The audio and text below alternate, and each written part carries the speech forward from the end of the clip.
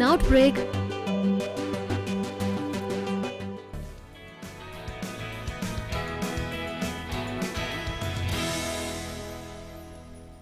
A very good morning. It's just past 9 this Wednesday morning and I'm back again with Breakfast News.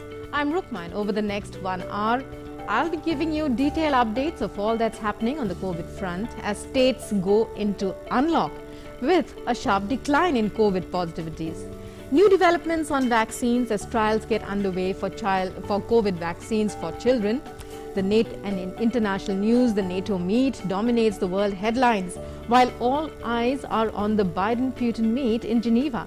There'll also be news from business, sports, as well as health, the web, and much, much more. But first, here are the headlines. Prime Minister Narendra Modi to deliver keynote address in 5th edition of Viva Tech today, one of the largest digital and startup events in Europe. Event is held in Paris every year since 2016.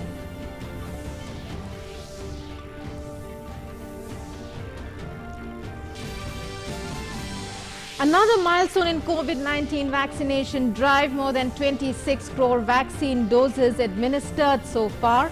More than 4 crore 58 lakh vaccine doses administered in age group 18 to 44. More than 25 lakh vaccine doses administered yesterday. States continue to relax COVID-19 lockdown. Bihar announces new guidelines, shops to remain open from 6 a.m. to 6 p.m. from today. Madhya Pradesh, Rajasthan and Jharkhand announce relaxations. Himachal Pradesh issues travel advisory for tourists, visitors to register online for an e-pass.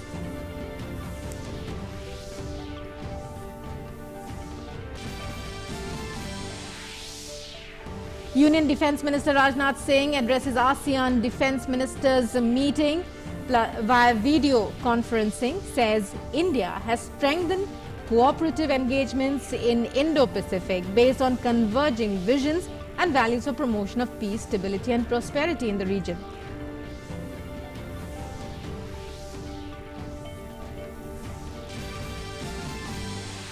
Union Home Minister Amit Shah holds high-level meeting to review preparedness on flood situation in the country, reviews formulation of long-term comprehensive policy to deal with the problem of floods occurring every year.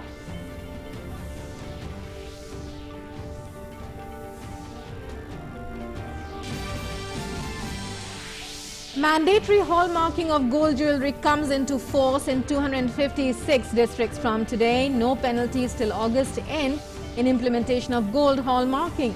Union Minister Piyush Goyal says hallmark certification of jewellery is good for both customers and businesses.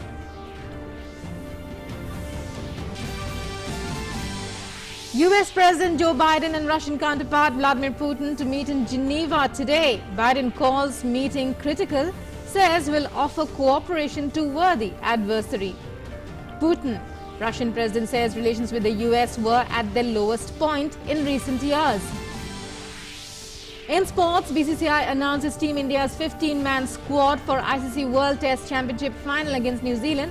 Mohammad Siraj, Shubman Gill and Hanuma Vihari included in India's 15-member squad.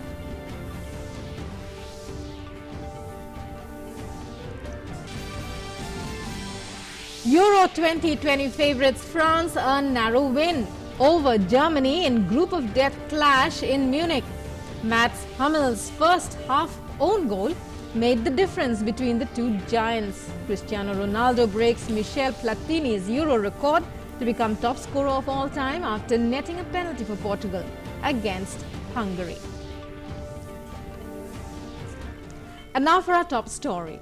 Prime Minister Narendra Modi will deliver the keynote address in the 5th edition of Viva Tech, one of the largest digital and startup events in Europe today. The Prime Minister has been invited as a guest of honor at the event, along with many other international dignitaries. Ministers and lawmakers from various European countries, including President Emmanuel Macron of France and Prime Minister Pedro Sanchez of Spain, will take part in this 5th edition of Viva Tech. Many prominent corporate leaders will also participate.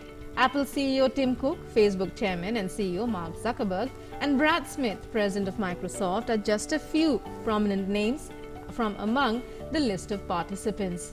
The 5th edition of the event, scheduled to be held between 16th and 19th of June, will bring together stakeholders of technology, innovation and startup ecosystem. The event will also include exhibitions, awards, panel discussions and startup contests. Since 2016, Viva Tech has been held in Paris every year. The event is jointly organized by Publicis Group, a prominent advertising and marketing conglomerate, along with La Ecos, a leading French media group.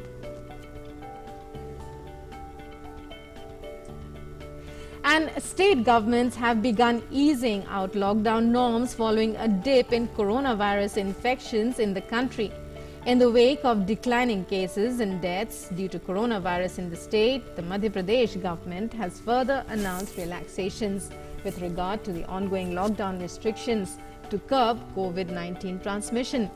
The new guidelines come into effect from today and will be effective till the 30th of June. It is important to note that night curfew will remain in force in urban areas across the state from 10 a.m. to 6 a.m. from 10 p.m. to 6 a.m.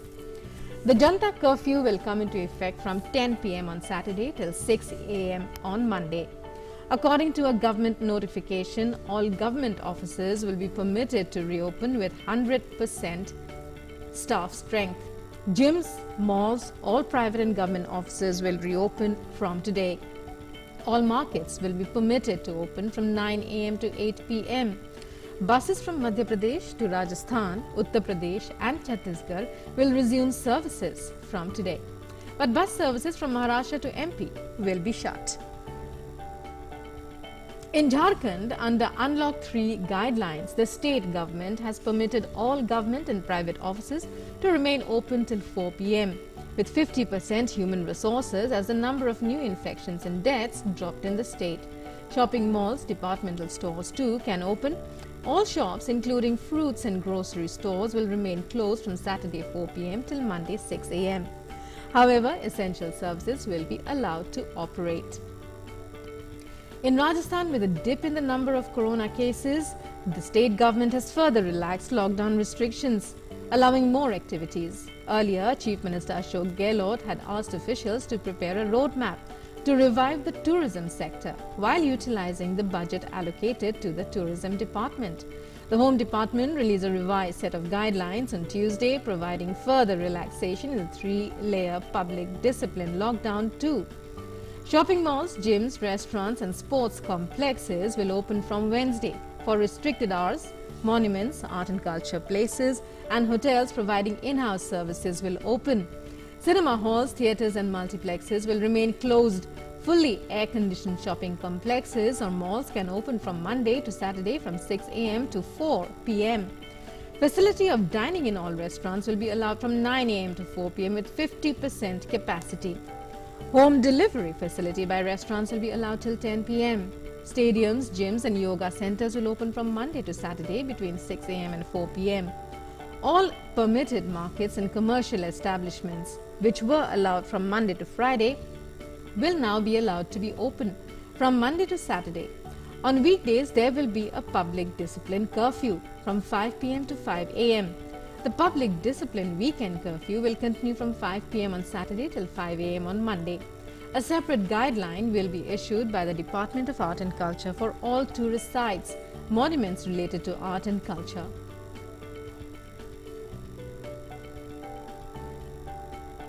And joining us now is our correspondent Vishal Baristo for more on the unlock process as it gets underway in Rajasthan. Well, Vishal, a very good morning to you. And there's good news all around. Number of COVID cases are declining and also a big relief on the economic front as the unlock process gets underway. Take us through an overview of the entire situation as far as COVID cases are concerned, the vaccination, first of all. Well, a very good morning to you, Rukma. Indeed, very good news because economy definitely needed a thrust, and this unlock would definitely provide not only in Rajasthan but across the country. This has been the third unlock by Rajasthan, started off from the 2nd of June rather, and now it allows passengers also to go for public transport, buses and metros. We have metro only in the capital city of Jaipur. So metro and buses have been allowed to fly, but only with seating arrangement. There's a strict guideline. You cannot travel in a bus or metro standing. So you have to be very watchful of that. And apart from that, the gyms and the yoga centers, they have been allowed to open. Also, a big relief for the sporting activities, though it is only allowed for practicing. All the stadiums and grounds under the watchful eye of the coaches have been allowed till 4 in the evening. And also, if you are a foodie, then also good news for you. You can go in a restaurant and the restaurant owner would allow you to sit only with a 50% capacity and with alternate seating arrangement. Apart from that, home delivery is allowed till 10, as you told the viewers, and also pick up by 4 p.m. Now, as far as the vaccination is concerned, there have been reports that Rajasthan wasted a lot of vaccines. There were allegations and counter allegations are reported in the local media accusing the Gehlot government. But now it seems that things have improved and the vaccination process has started, especially for all those who have been waiting for in the 18+ category. So now you can go and you can register yourself. You need not travel to a great distance. You can have it near around your residential area. So it's a big relief, definitely. And also the office goers will be attending the offices where you have a capacity of 10 plus, then less than 10, then 100%, and if it is more than 100, then 50% in all offices, government and private. So vaccination process is on. The figures are declining. If we talk about the positive figures of Jaipur, it has come down to less than 50, which is a huge relief, because Jaipur had witnessed positive cases of more than 2,000, nearing around 3,000, and that is a big number as far as the population of Jaipur is concerned. So definitely things are coming back to normal, but at the same time we have to be very watchful, Rukma, because the moment it says that now you can go out, now you can come out, then definitely people would like to rush out, and that creates a lot of problem, because when we talk about the monuments, people would like to go with their families and all, but you should always maintain COVID protocol, and this creates a problem when you're not maintaining social distancing, when you're not maintaining COVID protocol, then again it creates a problem, because this was the Delta variant, as some of the experts have been telling us. So we have to be very watchful. Rukma? Right, and when we talk about the tourism sector, one of the very important sectors all around, we believe that it has taken a huge hit, understandably because of the lockdown, because of corona cases, rising corona cases as well. So give us a sense of how is the state government thinking of any special plans in order to boost the sector, in order to provide relief to those who are a part of it? Well, when we talk about Rajasthan, Rukman, then tourism is the backbone of its economy. Rajasthan survives on tourism. In fact, Rajasthan used to lead tourism sector across the country when Kerala sometime back took over Rajasthan. But still, Rajasthan is one of the favorite destinations. Of course, not in summers, but definitely in the monsoon, which is approaching, and then that carries on till February. So the state government is definitely planning a schedule or a guideline as to how it should allow tourists, because it is still moving very cautiously. Hotel industry have been the worst hit, and also the hospitality industry, as I told you. So these things have to be taken care of, though Rajasthan government has launched its brand tourism in a big way. They have planned, not launched, they have planned how to launch their tourism, because they know that this is the time monsoons are approaching, and this is the time to earn and give a huge impetus to the tourism industry. But still no specific guideline as to how the hotels would be allowed to entertain guests and all. So we need to wait and watch, because the Gehlot government is moving very cautiously. The second wave has given a huge shock not only to the government governments, different governments, but also to the people of this country. So we need to wait and watch, but definitely slowly and slowly things would, as things improve, we would get to know as to how the hospitality industry has been given the freedom to function, because all we get to know is the monument part, they would follow the guidelines by the central government. So they are spreading still very, very cautiously. Rukma? Right. Well, thank you so much, Vishal, for giving us that update and those details about the situation there. Meanwhile, in Maharashtra, one of the worst affected states, cases are declining there as well. 9,350 new cases on Tuesday. 15,176 patients were discharged yesterday. 56,69,179 COVID-19 patients have been discharged so far after full recovery. 388 COVID-19 deaths were reported in the state yesterday. There are 1,38,361 active cases in the state. Restrictions in 21 districts of Maharashtra, including Thane and Pune, are being relaxed on the basis of weekly corona positivity rates and availability of beds. However, existing restrictions will remain in place in Mumbai to avoid congestion. The city will continue to remain in level 3 category of the Maharashtra government's unlock plan to ease restrictions. Joining us now is our correspondent Shyama Mishra to give us more details about the situation in Maharashtra. Shyama is joining us over the phone line. A very good morning to you, Shyama. And well, we were just speaking with Vishal Baristo, and he spoke about well, how big a relief it is that restrictions are being eased across the state. What about Maharashtra? There too, we believe cases are on a decline.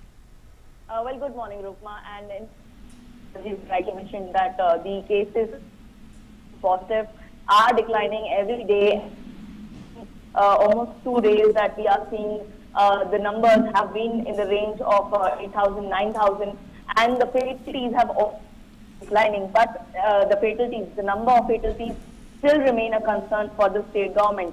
But given so, as the numbers have started to come down, the state government, in their break the chain unlock notification, they have given authority to the district administration that they can take their call as to availability, the occupancy of the oxygen capacity, and also the positivity.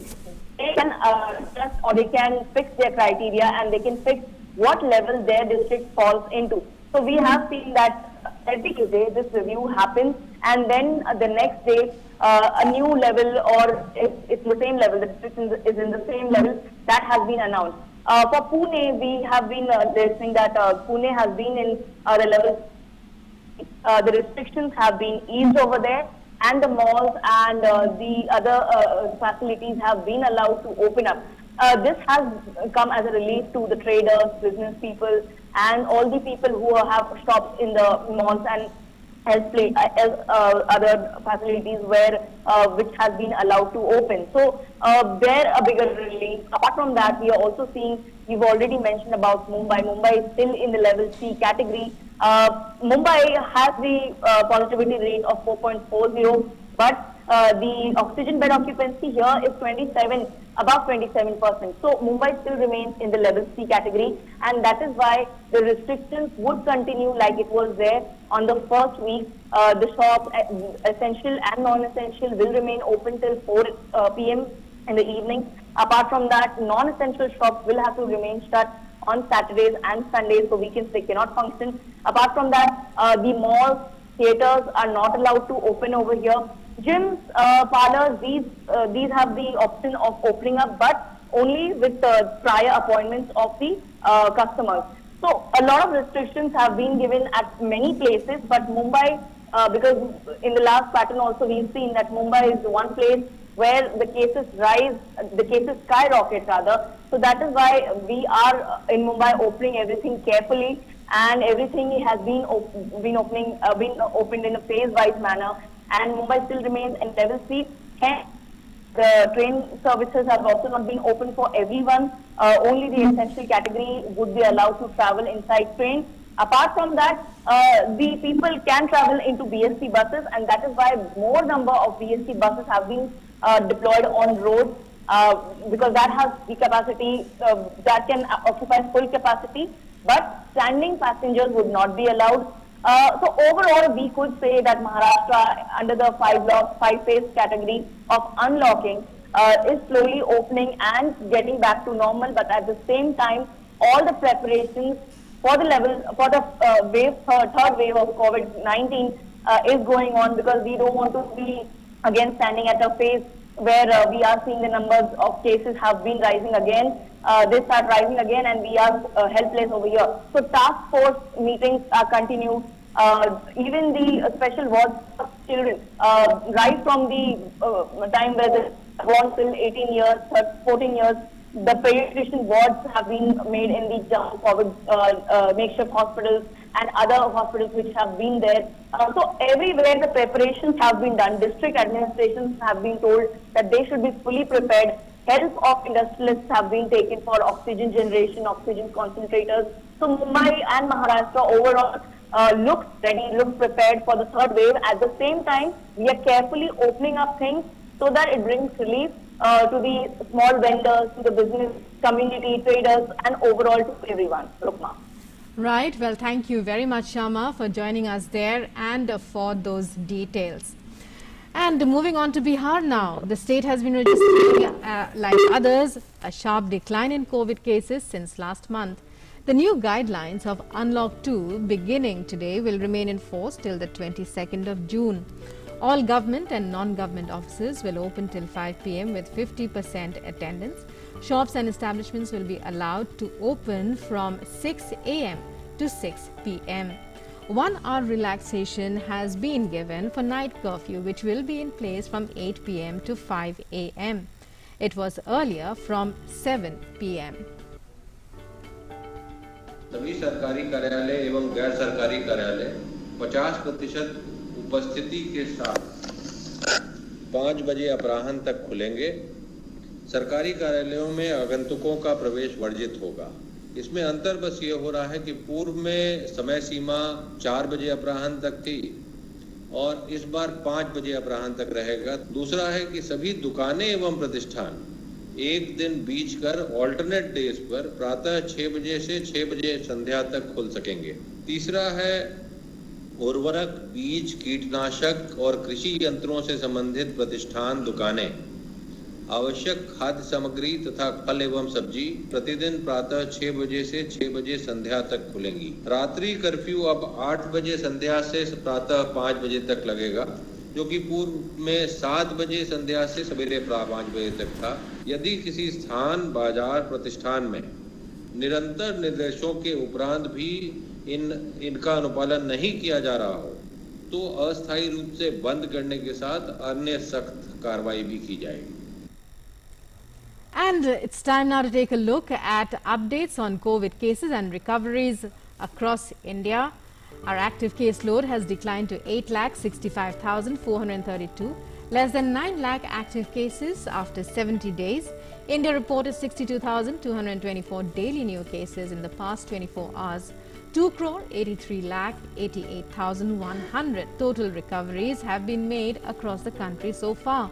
1,07,628 patients recovered in the past 24 hours itself. Daily recoveries continue to outnumber daily new cases for the 34th consecutive day. Recovery rate has increased to 95.80%. Weekly positivity rate has dropped to less than 5%, currently at 4.17%. Daily positivity rates are at 3.22%, less than 5% for 9 consecutive days. Meanwhile, testing for COVID continues at a fast pace. As per Indian Council of Medical Research, a total of 38,33,06,971 samples have been tested across the country so far. On Tuesday, as many as 19,30,987 samples were tested. And Dr. N.K. Arora, chairman of India's COVID-19 working group of the National Technical Advisory Group on Immunization, has said that the decision to increase the gap between Covishield doses was taken on scientific evidence in a transparent manner. and there was no dissent among NTAGI members regarding the decision. He said that the gap between 2 doses of vaccine had a major effect on its effectiveness. The gap between vaccine doses helps in developing immunity up to 60 to 80%. Dr. Arora explained that the decision to increase the gap between 2 Covishield doses from 4 to 6 weeks to 12 to 16 weeks lay in fundamental scientific causes regarding the behavior of adenovector vaccines.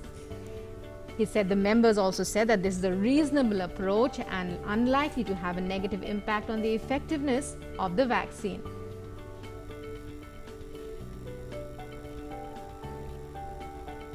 Decisions are taken on scientific evidence.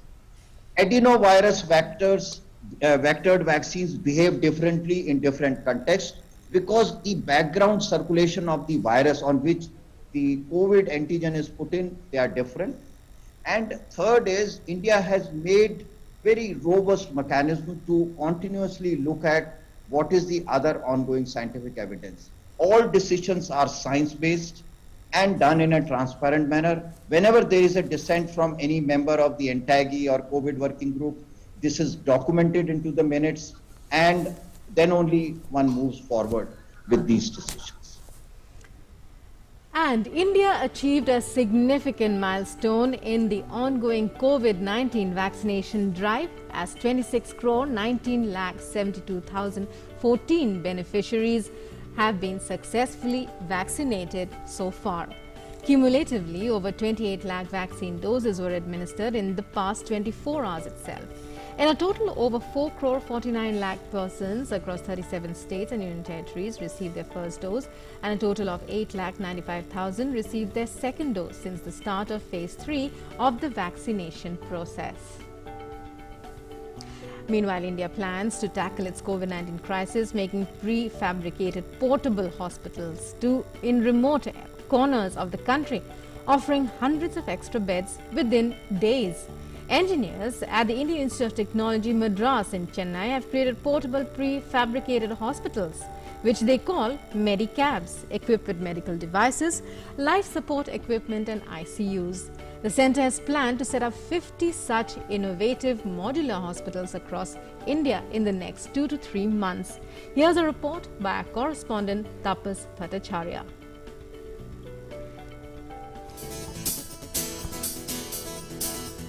Gearing up to face any new surge in the COVID cases, the centre has planned to quickly ramp up health infrastructure by setting up 50 innovative modular hospitals across the country in the next 2 to 3 months. Modular hospitals will be built as an extension of operational infrastructure. A 100-bedded modular hospital with a dedicated zone of intensive care units can be set up at an estimated cost of nearly ₹3 crores in 3 weeks and made fully operational in 6 to 7 weeks. The project, initiated by the Office of Principal Scientific Advisor K. Vijay Raghavan, will plug a major health infrastructure gap in India's fight against COVID, especially in rural areas and small towns. The first batch of 100-bedded hospital is being commissioned at Bilaspur, Amravati, Pune, Jalna and Mohali, and a 20-bed hospital at Raipur. Bengaluru will have one each of 20-bed, 50-bed and 100 beds in the first phase. Office of Principal Scientific Advisor has also collaborated with Tata Projects Limited to deploy modular hospitals at multiple sites in Punjab and Chhattisgarh. They have initiated work on 48-bedded modular hospitals in Gurdaspur and Faridkot in Punjab. 50 state-of-the-art modular hospital is expected to come up in the coming few months, and especially in the rural areas, which will bridge the health infrastructure gap and will help in the fight against COVID-19, especially if there is a resurgence of cases in rural areas. With our person Kuldeep, this is Tapas Bhattacharya, DD India, Delhi. Defence Minister Rajnath Singh today addressed the ASEAN Defence Ministers Meeting Plus virtually. The ASEAN Defence Ministers Meeting Plus is a significant platform involving 10 ASEAN member countries and 8 dialogue partners: Australia, China, India, Japan, New Zealand, South Korea, Russia and the United States. The meeting is being hosted by the Brunei Ministry of Defence. Brunei is the chair of the ASEAN grouping this year and will host all the meetings. In his address, the Union Minister reiterated that India's support and utilization of the ASEAN-led mechanism for implementation of a shared vision for the Indo-Pacific.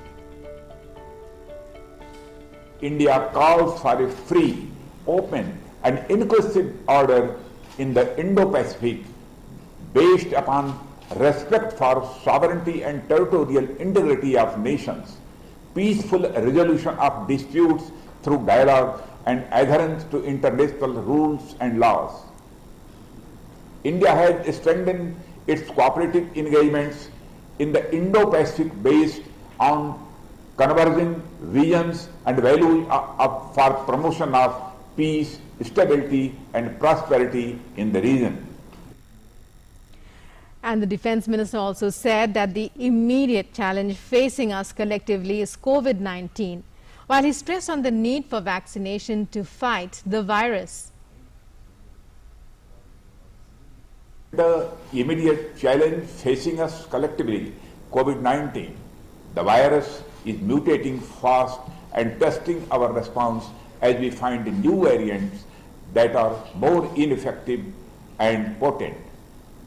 India is just emerging from a second wave that pushed our medical response to the limit. But the disruptive effect of the pandemic is still unfolding. The test is therefore to make sure that the world economy moves on the path of recovery and to ensure that the recovery leaves no one behind. I am convinced that this is only possible if entire humanity is vaccinated. And in Delhi, the monsoons may arrive by a delay of 7 to 10 days. The Met Department has said that western disturbances have affected the monsoon, causing it to arrive late in northwestern parts. The IMD has also forecast cloudy weather with light to moderate rainfall and winds of 40 to 50 kilometers per hour. Last year, the monsoons arrived in Delhi on the 25th of June and had covered the entire country by the 29th. In Bihar, meanwhile, the monsoons have arrived. The IMD has issued a warning of heavy rains and lightning till 19th of June. Meanwhile, rainfall continues in northwestern parts of the state, including in West Champaran, Siwan, Saran, Western Champaran and Gopalganj. In the west, Mumbai continues to witness heavy rains. IMD has issued a warning of high tide as well. The weatherman has also forecast strong winds and rainfall for Mumbai and its adjoining areas. In other news, Union Home Minister Amit Shah held a high-level meeting on Tuesday to review preparedness of measures to deal with flood situation in the country. He also reviewed long-term measures for formulation of a comprehensive and overarching policy to mitigate the perennial flood problems in India. The Home Minister directed officials to continue to strengthen coordination between the central and state agencies for a permanent system to forecast floods and rise in water levels in major catchment zones. Amit Shah advised the Ministry of Jal Shakti to work out a mechanism for desilting of large dams, which will help to increase dam storage capacity and in flood control. The Home Minister directed the formation of an SOP immediately to broadcast IMD warnings on lightning strikes to the public at the earliest through TV, FM radio, SMS and other mediums. In Gujarat, 10 persons, including a child, were killed as their car collided with a truck coming from the opposite direction near Indranaj village in Anand district early this morning. Police say the accident took place on a state highway connecting Tarapur in Anand district to Vataman in Ahmedabad district. The car was going towards Vataman while the truck was coming from the opposite direction. In Srinagar, one terrorist was gunned down in an ongoing overnight encounter in Wagura area of Nogam this morning. The encounter ensued as a team of police and CRPF was fired upon during a cordon and search operation. Security forces launched a cordon and search operation in Wagura in Nogam late on Tuesday night following information about the presence of militants there. Search operations are underway as forces received information about the presence of two terrorists in the area. Mandatory hallmarking of gold jewellery has come into force from today. Hallmarking has initially started in 256 districts which have assaying marking centres. Union Ministry of Consumer Affairs has informed that after a wide range of changing discussions with various stakeholders, a set of decisions were taken regarding hallmarking to benefit both customers and businesses. Under the new provisions, gold of additional carats, including 20, 23 and 24, have also been allowed for hallmarking. In order to provide adequate time to manufacturers, wholesalers and retailers of gold jewellery, no penalties will be levied till August end this year. No restrictions have been imposed on jewellers to buy back old gold jewellery without hallmark from consumers. Jewellers with an annual turnover of up to 40 lakh rupees have been exempted from the mandatory hallmarking process. Among others included in the list of exemptions are watches, fountain pens and special types of jewellery, namely kundan, palki and jadao. Jewellery for international exhibitions, government-approved B2B domestic exhibitions have also been exempted. Under the new provisions, old jewellery can also be hallmarked by the jeweller as per feasibility. The Consumer Affairs Ministry has informed that a committee consisting of representatives of all stakeholders, revenue officials and legal experts will be formed to look into the issues that may possibly emerge during the implementation of the scheme. External Affairs Minister Dr. S. Jaishankar yesterday met his Jordanian and Palestinian counterparts Ayman Safadi and Dr. Riyad Al-Maliki at Doha Airport. The External Affairs Minister earlier met with U.S. Special Representative for Afghanistan Reconciliation Zalmay Khalilzad in Doha. In a tweet, the Union Minister informed that the two sides continued exchange of perspectives on Afghanistan and the region. The US and the Taliban signed a landmark deal in Doha on the 29th of February after multiple rounds of negotiations to bring lasting peace in war-torn Afghanistan and to allow US troops to return home from America's longest war. India has been keenly following the evolving political situation after the US signed the peace deal with the Taliban. Jaishankar said Union Minister Jaishankar visited the East African country after completing a 3-day visit to Kuwait. During his stopover at Doha, Dr. Jaishankar also met Qatar Deputy Prime Minister and Minister of State for Defence Affairs Khalid Mal Attiyah again. Both the leaders exchanged views on global and regional developments and expressed commitment to strengthening the bilateral partnership. Earlier, the Union Minister had met his Qatari counterpart Mohammed bin Abdul Rahman bin Jassim Al Thani as well. Union Minister for Tribal Affairs Arjun Munda inaugurated the new head office of the Tribal Cooperative Marketing Development Federation of India or TriFed at the NSIC Business Park in Okhla Industrial Area, New Delhi on Tuesday. Arjun Munda also launched Sankalp Se Siddhi Mission Vandhan to take up tribal development programs in mission mode. He virtually inaugurated Tribes India outlets in UP, Chhattisgarh and Jharkhand. The Tribal Affairs Minister also released Tribes India Coffee Table book. He said his ministry is working to further enhance employment opportunities for tribal communities and said that the government is making every effort to bring products made by tribal communities to the market. मंत्रालय ट्राइफेड जैसे संस्थाओं को मदद देकर ये कोशिश कर रही है कि जनजातीय क्षेत्र और जनजातीय समाज के उन उत्पादों को बाजार लेकर के आए जिसमें बहुत ही अधिक लाभदायी भी है और उससे रोज़गार की नई संभावनाएं और रोज़गार अधिक से अधिक लोगों को प्राप्त हो सके. And now for some international news in our next segment across the globe.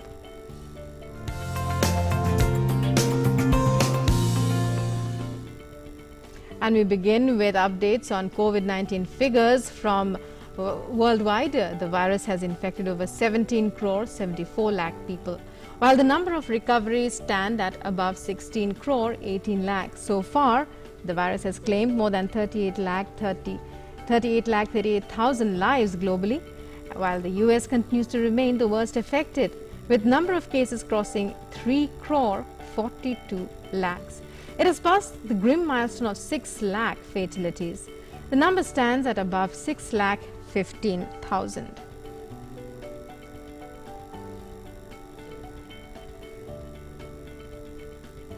Mexico is speeding up vaccinations, its border population against COVID-19, aiming to roll back COVID-19 restrictions on its shared frontier with the United States.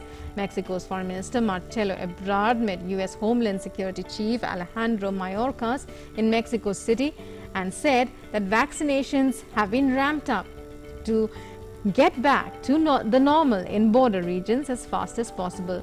Mexico has over 24,59,000 cases of COVID with more than 2,30,000 fatalities. And California, one of the most populous states in the United States, has officially reopened its economy after more than a year due to the decline in COVID-19 cases. The state is lifting most of its restrictions, such as physical distancing and capacity limits in businesses. Almost all industry and business sectors may return to usual operations with no capacity limits or physical distancing requirements. Masks are no longer required for fully vaccinated people. And in most public settings, California was the first state in the United States to issue a statewide stay-at-home order over a rapid spread of COVID in March last year. It was once the epicenter of the disease in the country with the highest number of cases and deaths. In a major relief to South Africa's struggling vaccination campaign, Johnson & Johnson has decided to send 2 million COVID vaccine doses by the end of this year there, making up the amount lost due to contamination. South Africa's President Cyril Ramaphosa informed about this move. Aspen Pharmacare and J&J had to destroy 2 million doses of COVID vaccines after contamination at a plant in Baltimore in Maryland. The president also said that now that the vaccine supply issue has been resolved, the country is planning to increase vaccination capacity to 2,50,000.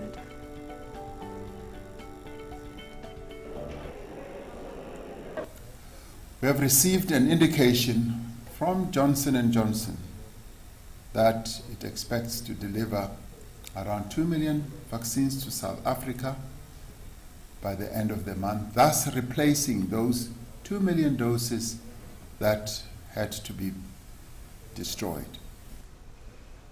Meanwhile, as the third wave of COVID-19 ravages South Africa, President Cyril Ramaphosa has announced that the country would move to lockdown 3 now. Under the new restrictions, alcohol sale will be banned. The third lockdown would also impose tougher rules of gathering. The country has registered so far more than 17,61,000 cases of COVID with over 58,000 fatalities. For the first time since he took office as US President, Joe Biden will meet with Russian counterpart Vladimir Putin in Geneva today amid deteriorating relations between the two world powers. The meeting will take place in the final hours of Biden's first trip abroad as president, during which he attended the G7 summit in Cornwall in England. The White House has said that it expects the Biden-Putin meeting to be candid and straightforward, and that Biden will bring up ransomware attacks originating in Russia, the Kremlin's aggression towards Ukraine, the imprisonment of dissidents, and other issues. The two leaders are also expected to cover strategic nuclear stability and souring relations between Russia and the West. US President Joe Biden has said today's meeting with the Russian president will be critical, and that he'd offer to Moscow the cooperation on areas of common interest if the Kremlin so chooses. Biden characterized Putin as an adversary, or someone who could be an adversary, as bright and tough.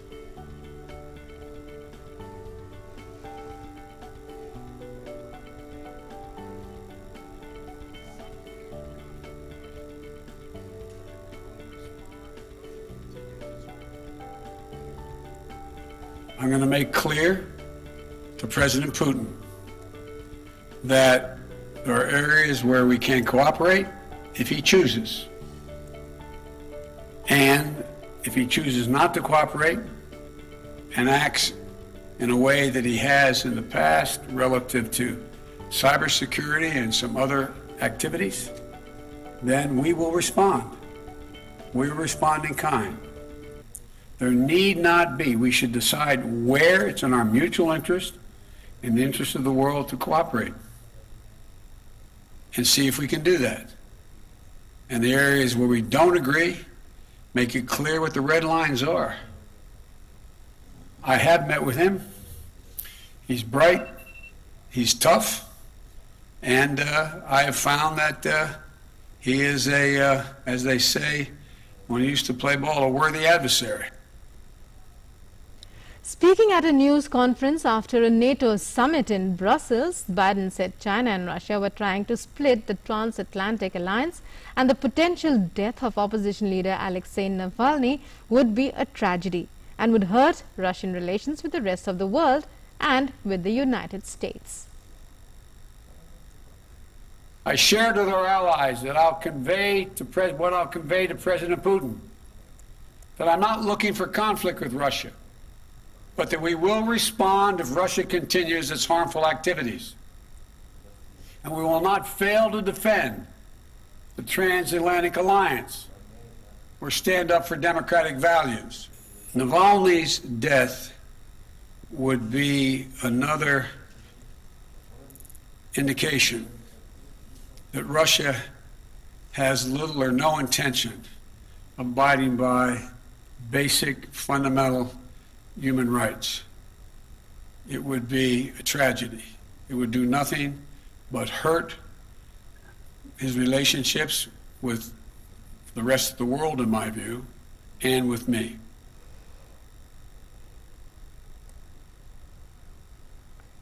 Meanwhile, Russian President Vladimir Putin has said he is open to dialogue on a range of subjects in his upcoming summit with the US President. Speaking at an interview released by the Kremlin on Tuesday, he said that while relations with the United States were at their lowest point in recent years, there were areas of cooperation that would benefit both countries.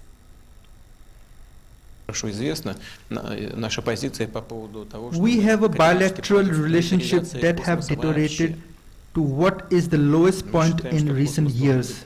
However, there are still matters that need a certain amount of note, comparing and identification and determination of mutual position so that issues of mutual interest can be solved more effectively to the benefit of both the United States and Russia. В отношениях с Россией то, что они считают нужным и важным для себя. Israel mounted airstrikes in the Gaza Strip today, the first since the end of 11 days of cross-border fighting last month in response to incendiary balloons launched from the Palestinian territory. The flare-up, a first test for Israel's new government, followed a march in East Jerusalem on Tuesday by Jewish nationalists that had drawn threats of action by Hamas. The Israeli military has said its aircraft attacked Hamas armed compounds in Gaza City and the southern town of Khan Yunis and was ready for all scenarios, including renewed fighting in the face of continued terrorist attacks emanating from Gaza. The strikes came in response to the launching of the balloons, which the Israeli Fire Brigade reported caused 20 blazes in open fields in communities near the Gaza border. And it's time now to take a look at the news that's trending on the World Wide Web in our next segment, Web News Review.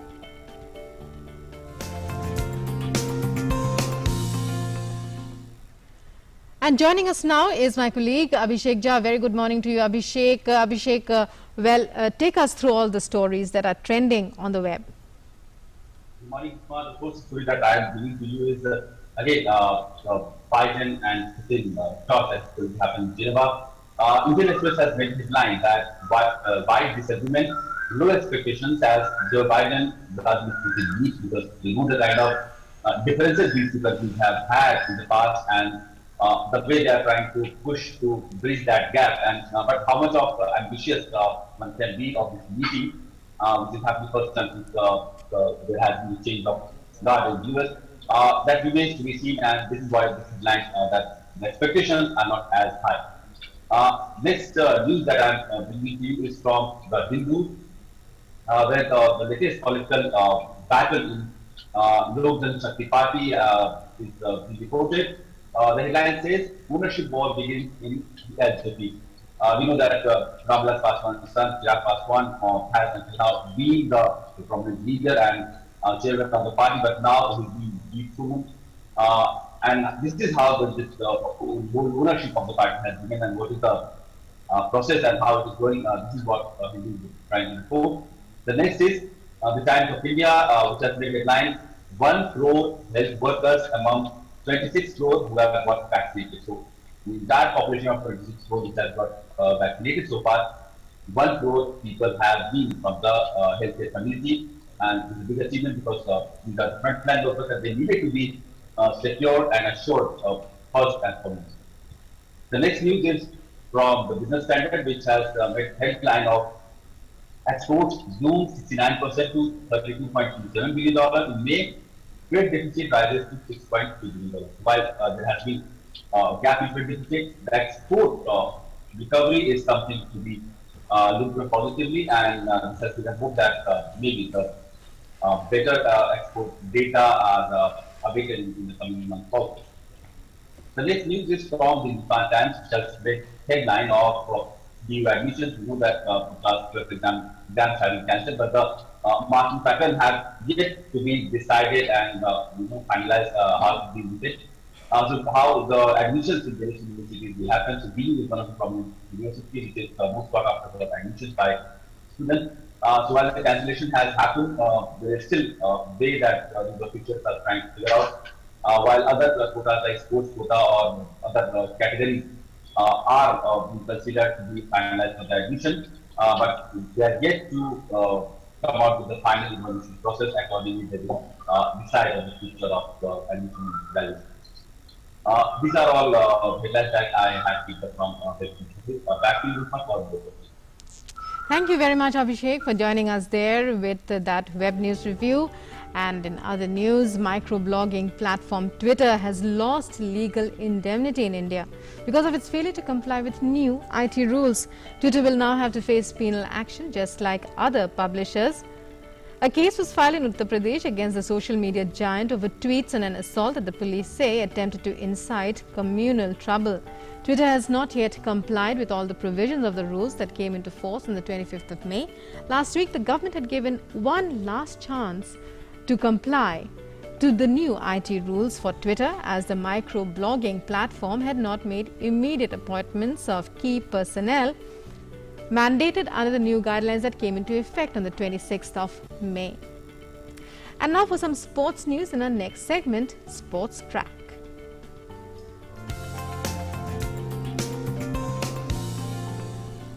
The Board of Control for Cricket in India announced Team India's 15-member squad for the World Test Championship 21 final. Hanuma Vihari has been included in the team, which would be led by Virat Kohli. Mayank Agarwal and Akshar Patel have found no place. Rishabh Pant and Riddhiman Saha are also in the squad as wicket-keeper batsmen.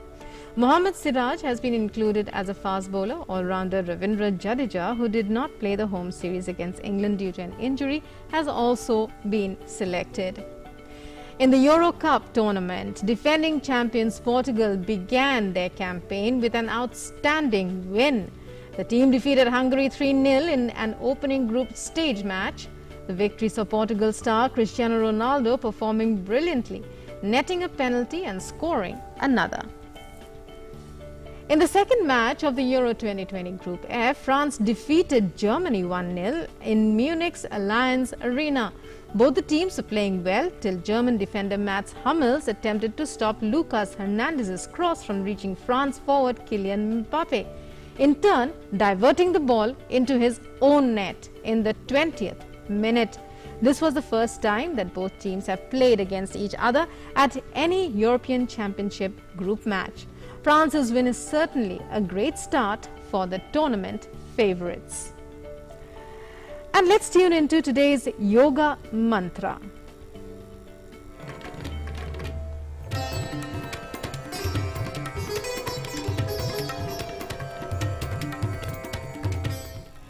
Firmly holding the spine, neck and head erect and motionless, let the yogi focus his eyes at the spot between the two eyebrows and let him not divert his attention in any other direction.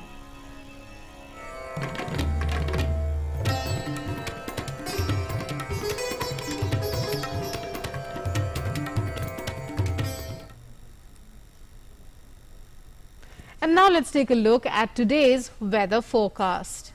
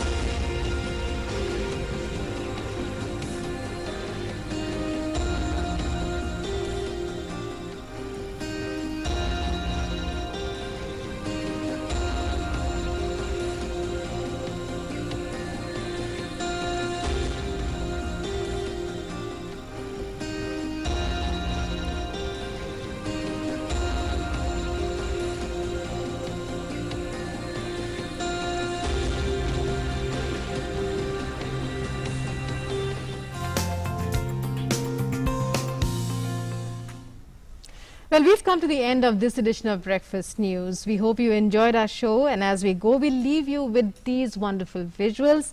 New York State skylines glowing with fireworks as COVID restrictions were lifted. As we go, we'll leave you with these visuals. Take a look and enjoy. Meanwhile, wear a mask at all times. Stay home, stay safe. Have a great day. Namaskar.